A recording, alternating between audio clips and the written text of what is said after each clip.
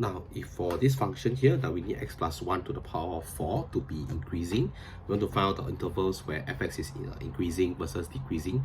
Now, this means that we need, when we talk about increasing functions, we are looking at intervals where our f prime x is positive, versus here decreasing, we'll be looking at intervals where our f prime x is negative, or fx basically is going downwards, whereas increasing, you'll be going outwards. Okay, so here what we do is we look at the interval, and the first part, of course, is to find our f prime x. Now, f prime x, it would be, if you were to differentiate this, right, power goes in front, power drops by 1, okay, and then if we differentiate the inside, that gives us the value of 1, okay, which is just 4 x plus 1 to the power of 3.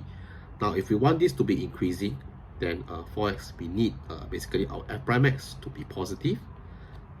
Divide by 4 on both sides, that gives us x plus 1 to the power of 3 more than 0. Now, f plus 1 is an increasing function, so if we were to cube root on both sides, then basically no issue, right? Just do take note that, I mean, if we were to do a square root, then do be careful, try to draw out the sketch of the curve, right? So if we cube root on both sides, this means that x plus 1 is still more than 0, because the cube root of 0 is still 0, and it means that x will be more than negative 1. On the left hand side, now we need f prime x to be less than 0.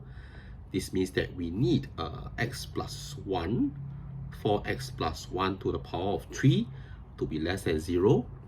Dividing by 4 on both sides, right? That gives us x plus 1 to the power of 3 to be less than 0. The inequality sign is not affected. After which, then cube root both sides again, and then you have x plus 1 to be less than 0, and therefore x to be less than negative 1. Alright, so this is the answer. That's all. Thank you.